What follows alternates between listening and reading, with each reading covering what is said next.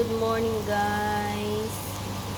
Ako ang tirador ng leftover. Ayan guys, may kaning yung lamig. Bigay ng kapitbahay kahapon, yung hipon na piraso. Tapos yung tirang isang ulo ng tilapia na pinirito. At saka isang ulo ng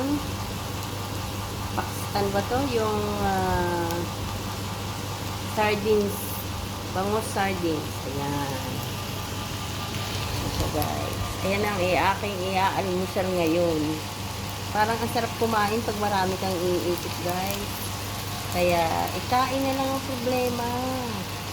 Bakit ko pa iisipin? Eh, diba? Tapos isumba ulit. Ganun lang yun.